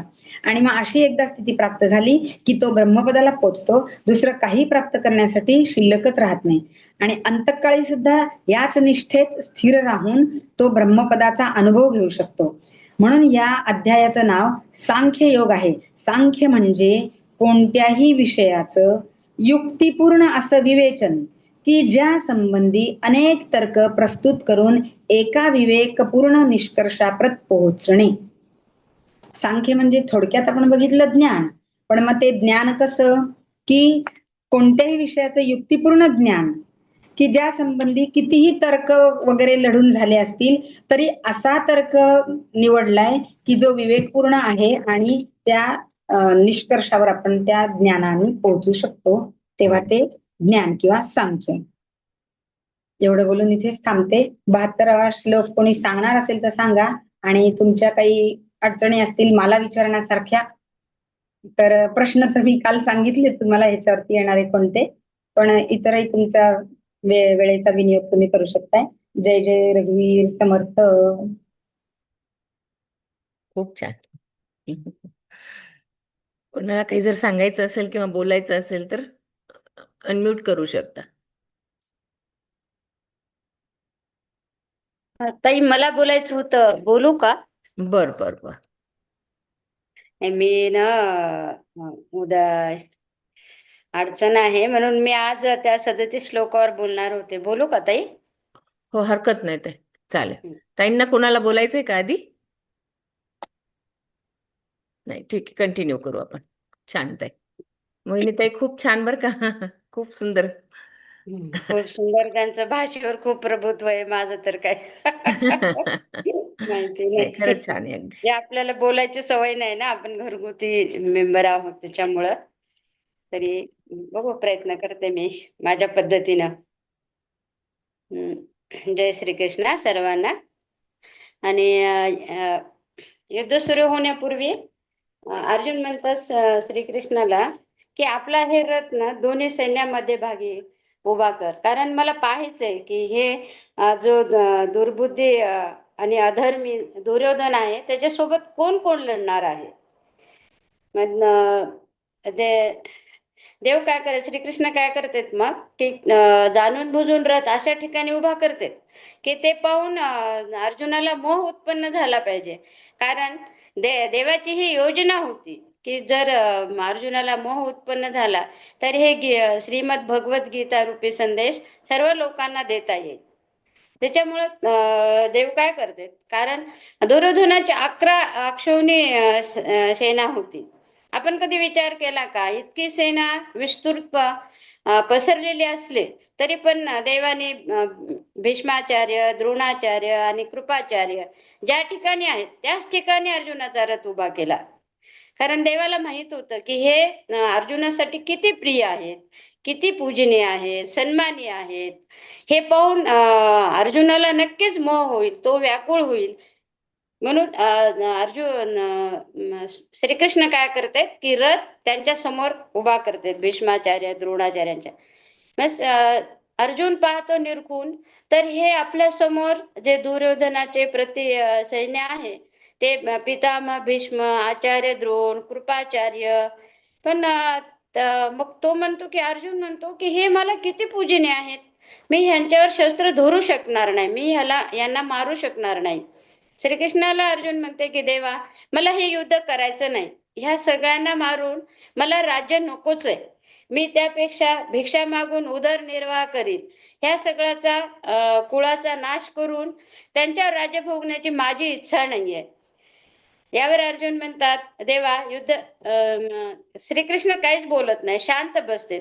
श्रीकृष्ण थोडे शांत झाल्यावर अर्जुनाला म्हणते, अर्जुन तू किती शूरवीर आहेस, आणि तुला माहित होतं ना युद्धाला येण्याच्या अगोदर की तुला ह्यांच्याशी म्हणजे आपल्याच कुळाशी युद्ध करायचं हे तुला माहित होतं, तरी तू युद्धाला तयार झालास. आणि आता असं काय झालंय की ज्यामुळे तुला युद्ध करण्याची इच्छाच होत नाहीये. अर्जुन म्हणते देवा, ह्या कुलाचा नाश झाला तर मला पाप लागेल, मग आणि हे पाप भिरू कार्य मला करायची इच्छा नाहीये. आणि मी इतका गोंधळलेलो आहे की माझी सतसत बुद्धी, हे विवेक मला काहीच समजत नाही, मी युद्ध करू या न करू. त्याच्यामुळे तुम्हाला ना मी तुझं शिष्यत्व पत्कारतो आणि तुम्हाला योग्य मार्गदर्शन कर की माझ्यासाठी काय उचित आहे, काय नाही आहे. तू म्हणशील तसं करेन मी.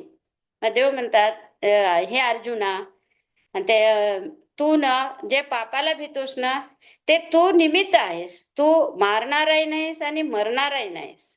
आणि समज तुला वाटत असेल की आपण जर मारलं नाही तर हे चिरंतर थोडेच आहेत, हे मरणारच आहेत. आणि तू ज्याला मारतोस ना ते देह आहे, त्या देहातला जे शरीरी आत्मा हे कधीही मरत नाही आणि तू त्याला मारू शकत नाहीस. फक्त तू निमित्त मात्र हो आणि युद्ध कर. आणि जे वर्ण आश्रम धर्मानुसार तुला जे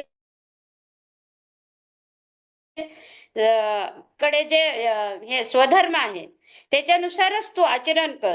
आणि असे आचरण केलं तर तुला पाप लागणार नाही. आणि जे कर्म करतोस ते फलाची इच्छा न करता कर, कारण फलाची इच्छा जर केलीस तर त्याचं पुण्य पाप होईल आणि त्या पुण्य पाप तुला भोगावं लागेल. त्याच्यामुळं जे तू कर्म करशील ते सर्व मला अर्पण कर. मला जर अर्पण केलास तर तुला पुण्यपाप लागणार नाही आणि पुण्यपाप नाही म्हणून पुनर्जन्म पण नाही. आणि जन्ममरणाची तू भीती बाळगू नकोस, कारण ह्या जन्ममरणाच्या फेऱ्यातून सुटायचं असेल तर जे जे कर्म करेल ते भगवत अर्पण करणं केलं पाहिजे. म्हणजे हा संदेश की अर्जुनाला नाही बरं का, आपल्याला पण देव तसं सांगते की तुम्ही निष्काम भावनेने कर्म करा. जे कर्म करता ते कृष्णार्पण करा, चांगल्या स्वधर्माने करा. आणि तेच आणि असं सांगतायत की हा मनुष्य देह म्हणजे ह्या सर्व पापातून जन्ममरणाच्या फेऱ्यातून सुटून जाण्यासाठी आहे. हा देह, ह्या देहाचे भोगभूमी नाहीये. हा देह देवाने आपल्याला ह्याच्यासाठी दिला की चांगले कर्म कर आणि या भवचक्रातून पार पाड. श्री ज्ञानेश्वर महाराज त्याच्यासाठीच म्हणतात देवाचे द्वारी. द्वार म्हणजे काय, हे नरदेह द्वार आहे. या द्वारातून ह्या सुखदुःख आणि जन्ममरण या फेऱ्यातून तू बाहेर हो, या दारातून तुला बाहेर पडता येते. आणि पण याच देही 84 लक्ष योनीतून तुला मुक्त होता येते. म्हणून ज्ञानेश्वर महाराज म्हणतात हे द्वार आहे. ते काही जणाला प्रश्न पडतो, मग काय केलं पाहिजे ह्या द्वारातून सुटण्यासाठी? तर ज्ञानेश्वर महाराज म्हणतात हरिमुखे म्हणा, हरिमुखे म्हणा. म्हणजे नामस्मरण कर, स्वधर्माचे आचरण कर, कोणाला दुखू नको, कुणाची निंदा करू नको, कुणाचा द्वेष करू नको, मत्सर करू नको. म्हणजे आणि ह्या सोबत भगवत अर्पण कर सर्व कर्म. म्हणजे ह्या फेऱ्यातून तू मुक्त होशील. खूप जणाला मग हे सगळं करायचं तर कुठे करायचं? माऊली म्हणतात तू आहेस तिथंच कर, असोने संसारी. म्हणजे या संसारात ज्या स्थितीत आहेस, ज्या परिस्थितीत आहेस तिथंच तू भगवत भजन कर, नामस्मरण कर, सर्व कर तू तिथेच कर. आणि मग असं वाटतं की कुणाला की देवा ह्यातून कोणी मुक्त झालंय का? तुम्ही असं जर सांगताय की सगळं भगवत अर्पण कर, स्वधर्मांचं आचरण कर, मग ह्यातून कोण मुक्त झाला आहे का? तर हो म्हणते ज्ञानेश्वर महाराज म्हणते, ज्ञानदेव म्हणे व्यासाची खुणा द्वारकेचा राणा पांडवा घरी. व्यासाच्या खुणा म्हणजे जे पांडवाचं हे आचरण वेदांनी सांगितलं त्याप्रमाणे होतं. स्वधर्माचं पालन करणं, मोठ्यांची सेवा करणं आणि बुद्धी होती अर्जुनाची. त्याच्यामुळे श्रीकृष्ण आणि श्रीकृष्णावर अत्यंत प्रेम होतं. अर्जुन हा श्रीकृष्णाचा खूप आवडता भक्त होता. म्हणून अर्जुनाने अशी भक्ती केली म्हणून द्वारकेचा राजा असून सुद्धा श्रीकृष्ण अर्जुनाच्या रथाचा सारथी झाला, त्यांचे घोडे धुतले, युद्ध यज्ञ भूमीमध्ये त्यांचं उष्ट्या पत्रावळी काढल्या. म्हणजे इतका तो भक्ताचा अधीन होतो की देव म्हणते जर माझी जर भक्ती केली, मला सर्व जर अर्पण केलं तर मीही त्याला तसंच करतो, माझ्यासारखाच बनवतो. त्याच्यामुळे देव म्हणून सांगते की देवाने की भगवत एवढे सर्वजण असताना श्रीकृष्णाने अर्जुनालाच का भगवत गीता सांगितली, त्यालाच का ज्ञान दिलं? आता आपला असं एखाद्या वेळेस प्रश्न करते, कारण भीष्म पितामह होते, द्रोणाचार्य म्हणजे एक एक किती छान व्यक्ती होते, पण अर्जुनाला का सांगितले श्रीकृष्णाने?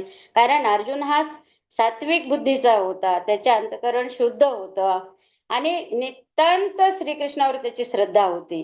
देवाला माहित होतं की हे जे ज्ञान मी देणार आहे ते मात्र शुद्ध अंतःकरणाचं असेल तरच त्याच्याकडे राहील, नाहीतर ते इकडे तिकडे विखुरेल. म्हणून देवाने अर्जुनालाच गीता सांगितली. आणि आणि 37 श्लोकाचा अर्थ असा आहे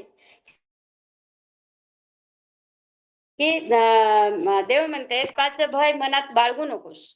तू सर्व कर्म मदर्पण कर, म्हणजे मला अर्पण कर. आणि तुला युद्ध केलंस तर तुला 2 लाभ आहेत त्या युद्धातून. एक तर तू वीरगतीला प्राप्त झालास तर स्वर्ग मिळेल, आणि समज तू जर हे जिंकला नाहीस या युद्धात आता आणि वीरगतीला प्राप्त झाला स्वर्ग मिळेल आणि तुझा जर विजय झाला तर राज्य मिळेल. म्हणजे दोन्हीकडून तुझा फायदा आहे.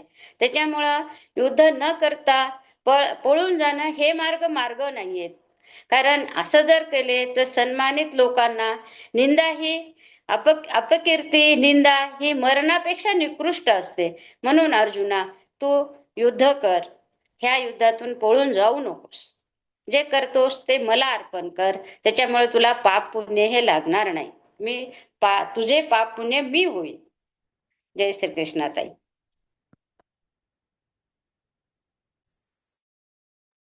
छान सांगितलं ते. मस्त. अजून ताई कोण? सारांश वाचू का? आज झालं पूर्ण वाचन? हो हो तर वाचन करू का सारांश मग? हो, हरकत नाही ते, हरकत नाही. कारण काल राहिलं होतं आपलं. हा, सारांश राहिलेलं होतं ना म्हणून म्हटलं. तर श्रीमद भगवद्गीतेचा 2रा अध्याय, हा अध्यायाला सांख्ययोग म्हणतात. हा अध्याय 5 विभागामध्ये विभागलेला आहे.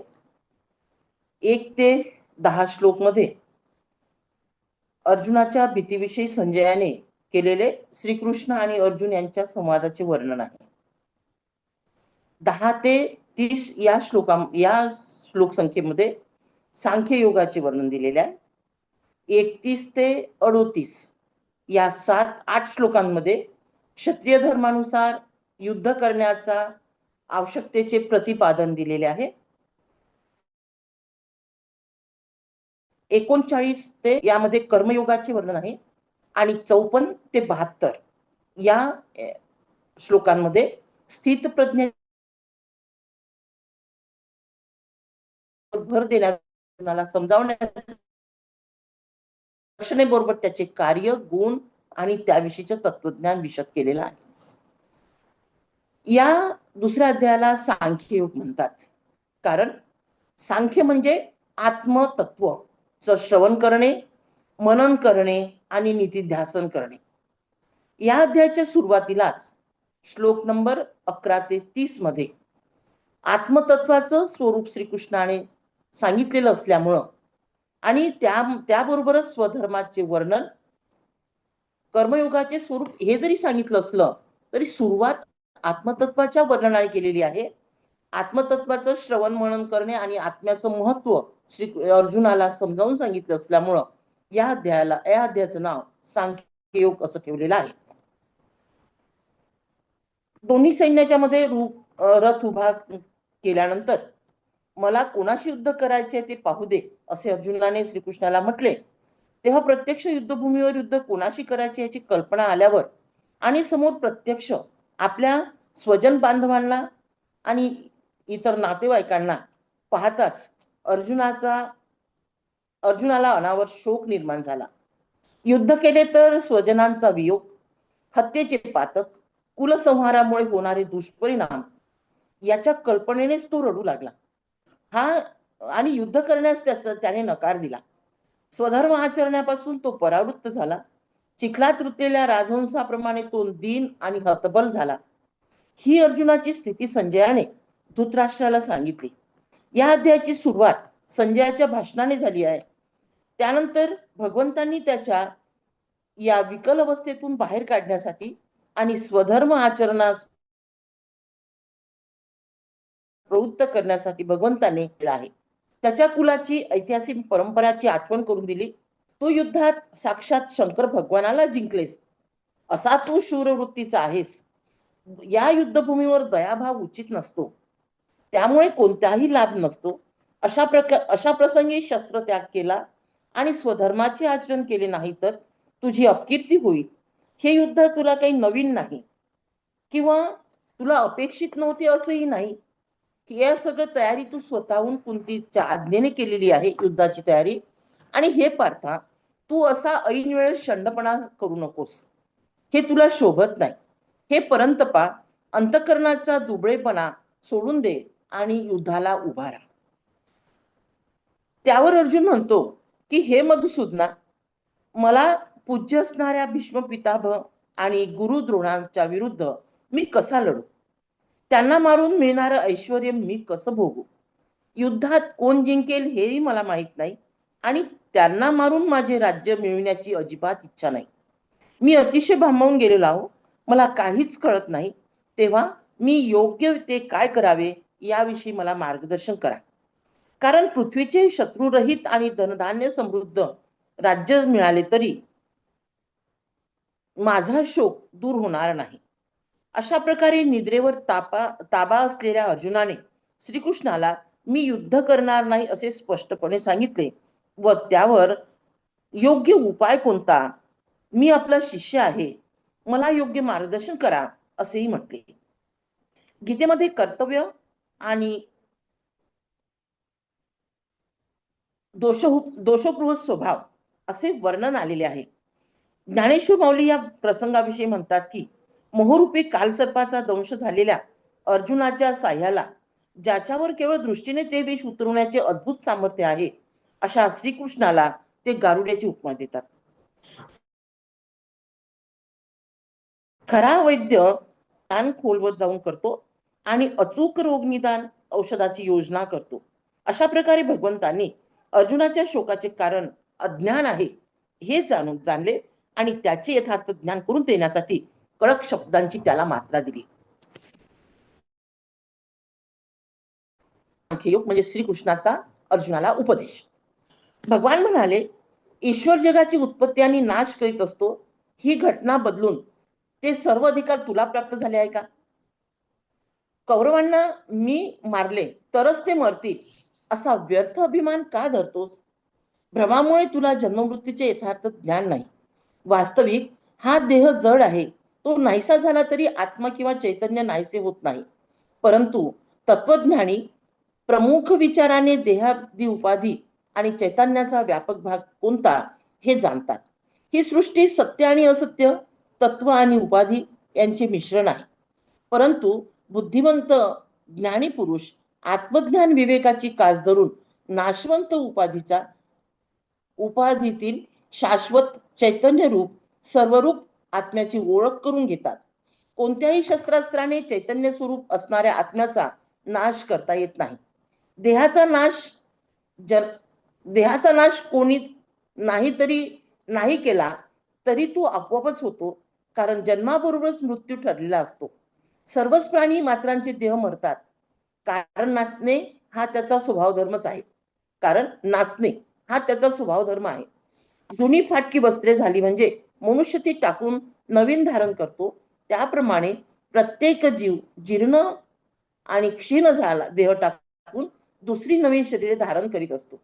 आभास, प्रतिबिंब आणि अवच्छेद तिन्ही मायेच्या अविद्येच्या आवरणामुळे भासणारे प्रकार आहेत. संत ज्ञानेश्वर माऊलींनी यावर स्वप्नांचा दृष्टांत दिलेला आहे. हे सृष्टीचे निरंतर चक्र आहे. स्थितमा मरत नाही, त्यातला कोणी नाश करू शकत नाही. म्हणून तुला शोक करण्याचे कारण नाही. म्हणून तू युद्ध करावयाचे आहे, हेच योग्य आहे. यासंबंधीचे ज्ञान भगवंतांनी स्पष्ट करून सांगितलेले आहे. तसेच विविध भक्ती मार्गाने जाणाऱ्या आणि परमेश्वर प्राप्ती करून घेणाऱ्या संत, सर्व संग परित्यागी, तपश्चर्या करणारे ऋषीमुनी, ध्यानधारणा करणारे योगी, कीर्तन श्रवण करणारे भक्त आणि समाधी मार्गाने ब्रह्मसाक्षात्कार झालेले राजयोगी यांचे वर्णन या ठिकाणी केलेले आहे. करुणा हे कितीही गूढ कारण असले तरी युद्धप्रसंगी क्षत्रियाला ते कुपथ्याप्रमाणे आहे. रोगामध्ये हितकर असणारा दुधाचा आहार नवज्वरामध्ये मारक असतो. म्हणून क्षत्रियाने स्वधर्मानुसार युद्ध करणे श्रेयस्कर असते. सरळ मार्गाने जाणारे अडखळत नाहीत. क्षत्रियाने कपट, वाईट भावना मनात ठेवून लढू नये, तर सत्य, न्याय, धर्म यांच्या रक्षणासाठी लढावे. क्षत्रियांना धर्मयुद्ध करणे म्हणजे स्वर्गप्राप्तीची संधी आहे आणि हे धर्मयुद्ध अनायसे प्राप्त झालेले आहे. रस्त्याने चालताना एखाद्याला रत्न सापडावे किंवा जांभई करता मुख पकडल्यांना त्या मुखामध्ये अमृत पडावे, इतक्या सहजप्रमाणे या धर्मयुद्धाची संधी मिळालेली आहे. तू अशा संधीचा त्याग करू नकोस. त्याग केल्यास स्वधर्माचा त्याग होईल, पूर्वपुण्याईचा नाश होईल. तू दुर्योधनाच्या अनैतिक अधार्मिक शासनापासून प्रजेला मुक्त केले नाही तर तुझा पराक्रम काय कामाचा. याबद्दल प्रजा तुला अभिशाप दे. युद्धप्रसंगी तुझी झालेली अवस्था आणि तुझी मनस्थिती कोणी समजून घेऊ शकत नाही. त्यामुळे त्याचा विपर्यास करतील, तुला धरून बाणाचा वर्षाव करतील, तुझी फजिती करतील, तुझी निंदा करतील. ज्यांना तुझ्या पराक्रमाची धास्ती आहे तेच तुझी निंदा नालिस्ती करून तुझ्यावर अपशब्द बोलतील. अशा प्रकारे श्रीकृष्णाने अर्जुनाला त्याच्या पराक्रमाची आठवण करून दिली गेली आहे. अर्जुनाच्या भरीव पाण्याची उपमा दिलेली आहे आणि त्याला सिंहाची उपमा दिलेली आहे. देशोदेशीचे राजे भाट होऊन कीर्तिमान गातात, तेच ऐकून काळ दचकतो. वज्राला भिनारे पर्वत, गरुडाला भिनारे सर्प आणि सिंहाच्या हाकेने गर्भगळीत होणाऱ्या हत्तीची उपमा कौरवांना दिलेली आहे. आणि कौरवांचा धिक्कार, पराभव करण्याची संधी चालून आली असताना तू युद्ध कर असं ठासून सांगितलेलं आहे. येथे श्रीकृष्ण भगवंतांनी अर्जुनाला जो उपदेश केला आहे तो अत्यंत लक्षात ठेवण्याजोगा आहे. ते म्हणजे धर्म हा जीवाच्या आध्यात्मिक कल्याणाकरिताच प्रवृत्त झालेला आहे. स्वजनांचा नाश होणार म्हणून अर्जुन युद्ध करणे या स्वधर्मापासून परावृत्त होऊ पाहत होता. पण भगवान श्रीकृष्ण म्हणतात, अर्जुना, हे स्वधर्ममपि चापेक्ष न विकंपितुमर्हसि. स्वधर्माचे अनुष्ठान करताना तुझे चित्त विचलित होऊ देऊ नको. समाजाकरिता धर्म नसून धर्माकरिता समाज आहे. धर्माकरिता समाज सोडता येतो, पण समाजाकरिता धर्म सोडता येत नाही, कारण तो समाजाच्या कल्याणाचा मार्ग म्हणूनच भगवंतांनी प्रगट केलेला आहे. समाजाचे धारण करणारा तो धर्म. म्हणून अर्जुना, तू युद्धाला तयार हो.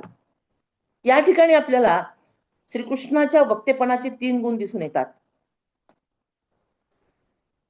नंबर 1, भगवंतांनी येथे प्रथम 31 ते 32च्या श्लोकामध्ये कर्तव्य कर्म केल्याने कोणता लाभ होतो या लाभाचे वर्णन केलेले आहे. 33 ते 36 श्लोकापर्यंत कर्तव्य कर्म न केल्यास कोणती हानी होते याचे वर्णन केलेले आहे. आणि 37-38 या श्लोकामध्ये कर्तव्य कर्म करण्यामुळे जो लाभ होतो त्याचे वर्णन करून कर्तव्य कर्म करण्याची आज्ञा दिली आहे. या तिन्ही तत्वाचं जर आपण पालन केलं, म्हणजे एखादी गोष्ट जर पटवून द्यायची असेल तर आधी त्या गोष्टीचं महत्व सांगायचं, त्यानंतर त्यापासून होणारी हानी सांगायची आणि पुन्हा त्या गोष्टीत तू करण्यास कसा पात्र आहे हे सांगायचं. या अध्यायामध्ये या 3 वक्त्याची म्हणजे वक्त्याचं विशेषण आपल्याला श्रीकृष्ण भगवान किती व्याख्या करण्यामध्ये हे होते ते आपल्याला इथं दिसून येते, त्यांची वर्चस्व होते दिसून येते. भगवंत म्हणतात, क्षत्रियासाठी धर्ममय युद्धापेक्षा अधिक दुसरे कोणतेही कल्याणाचे साधन नाही. ज्या क्षत्रियांना युद्ध प्राप्त होते तेच क्षत्रिय सुखी आहेत. भगवंत म्हणतात, युद्ध केल्याने स्वर्गाची प्राप्ती होईल, युद्ध न केल्यास धर्माचा नाश होईल. तात्पर्य असे की आपल्या मनाचा आग्रह सोडल्याशिवाय कल्याण होत नाही. गीता व्यवहारात परमार्थाची विलक्षण कला सांगते आणि आपले कल्याण इच्छित असाल तर आपण येथे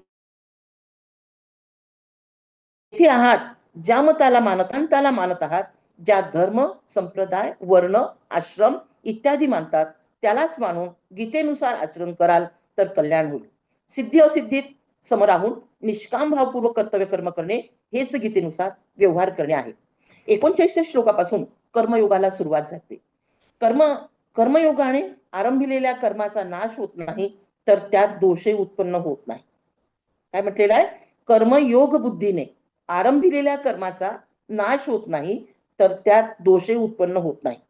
निर्गुण स्वरूपाची प्राप्ती करून घेणाऱ्या अतिविरक्त व ज्याची कर्म प्रवृत्ती अतिक्षीण आहे अशा ब्राह्मण वर्गाकरिता त्यांनी सांख्ययोग सांगितलेला आहे. म्हणजे जो कर्म करू शकत नाही त्याच्यासाठी बुद्धिमत्तेचं काम म्हणजे सांख्ययोग सांगितलेलं आहे. आणि ज्यांच्याविषयी कर्मप्रवृत्ती प्रबळ आहे अशा ब्राह्मणाधिक जातीकरिता कर्मयोग सांगतात. कर्मयोगाने कर्म केले असता कर्माचा बंध उत्पन्न होत नाही. कर्म उणेपुरे कसेही झाले तरी व्यर्थ जात नाही, कारण बुद्धी योगाने केलेले कर्म ईश्वराच्या प्राप्तिपित्यर्थच केलेले असते. एक पराक्रमच सत्य आहे, एक परब्रह्मच सत्य आहे आणि दुसरे सर्व खोटे आहे असा निश्चय करणाऱ्या बुद्धीलाच व्यवसायात्मिका बुद्धी असे म्हणतात. व ती परमेश्वराच्या ठिकाणी स्थिर असते. भगवंताची वेदाज्ञा निष्काम चित्ताने पाळून व फळासह ते भगवंताला अर्पण करणे, भगवंताला संतुष्ट करावे हा धर्माचा खरा हेतू आहे. निष्काम आज्ञापालन निष्काम आज्ञापालन हेच प्रेमाचे प्रथम लक्षण होय. निष्काम धर्माचरणाने अविनाशी सुस्वरूप परमात्म्याची प्राप्ती होते. अर्जुना, तू कर्माचाच अधिकारी आहे. फलाच्या ठिकाणी कधी अधिकार बाळगू नकोस. कर्मसिद्धीला न जावो वा न जावो या दोन्ही ठिकाणी चित्त सम ठेवणे यालाच योग म्हणतात. असे समचित्त ठेवून व कर्मफळाची आसक्ती सोडून कर्म कर, युद्ध कर. येथे भगवंतांनी अस्थ राहून कर्म करण्याचा उपदेश केला आहे. बुद्धीचे परमेश्वराशी ऐक्य करून कर्म कर असे भगवान सांगत आहे. परमेश्वराच्या ठिकाणी बुद्धी स्थिर न करता नुसते कर्म करणारा कर्मयोगी होऊ शकत नाही. कारण कर्मयोगाचेही मोक्ष हेच फळ आहे. बुद्धियुक्त होऊन केलेल्या कर्मापेक्षा बुद्धी योगा वाचून केलेले कर्म फार कनिष्ठ आहे. म्हणून तू समचित्त राहणे हेच तू समचित्त राहणे हेच कर्मबंधनकारक होऊ न देण्यातील कौशल्य आहे. बुद्धियोगात सगुण भगवंताच्या ठिकाणी कर्मसंयोग द्वारा भगवंताचे ध्यान घडून बुद्धी स्थिर होत जाते. बुद्धियुक्त झालेले ज्ञानी पुरुष जन्ममरणापासून सुटतात व अखंड दुःख रहित अशा परमपदाला प्राप्त होतात. योगस्थ कुरु कर्माणी, योगस्थ राहून कर्म कर. सिद्धी व असिद्धी यांच्या ठिकाणी सम होऊन जय पराजय सारखेच मानून कर्म करणे याला समबुद्धीचा योग म्हणतात. सम अशा आत्मस्वरूपाच्या ठिकाणी बुद्धी स्थिर झाली की आत्मैक्य प्राप्त होते.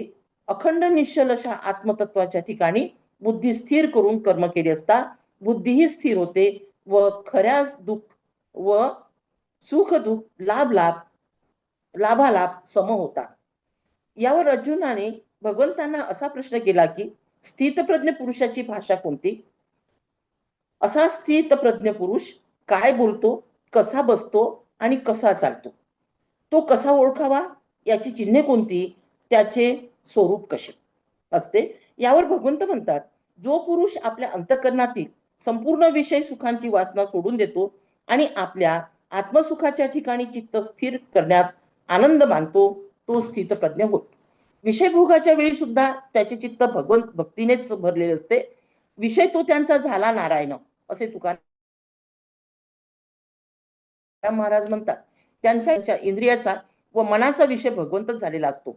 एकनाथ महाराज म्हणतात, भक्तांचे विषयी नाही चित्त, त्यांचा विषय मी भगवंत, ते सदा मज लागी लोलुप्त नित्यमुक्त मज लागी. एकनाथी भागवत. ज्यांचे चित्त खिन्न होत नाही, ज्यांच्या चित्तातून विषय सुखाची इच्छा, भय, क्रोध हे विचार नाहीसे होऊन त्यांचे चित्त परमेश्वराच्या ठिकाणी स्थिर झालेले असते. पूर्ण परब्रह्म बोध झाल्यामुळे जो असा हर्षशोक करीत नाही, तोच स्थितप्रज्ञ होय. कासव ज्याप्रमाणे वाटेल तेव्हा आपले लपविलेले इंद्रिय बाहेर पसरवितो आणि पुन्हा स्वइच्छेने पोटात लपवितो, त्याप्रमाणे त्याची इंद्रिये स्वाधीन असून त्याच्या इच्छेप्रमाणे वागतात.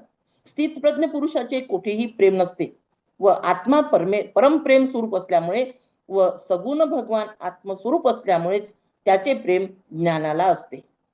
परंतु जो इंद्रियांना विषयापासून आवरून माझ्या ठिकाणी मन एकाग्र करतो आणि मीच पूर्ण परमात्मा असे जाणून हृदयात माझे ध्यान करतो, त्याची बुद्धी स्थिर झाली असे समजावे. पण थोडी देखील विषय सुखाची वासना राहिल्यास पुरुष परमार्थ प्राप्तीपासून दूर आवतो. त्याचा आत्मवियोग टिकत नाही.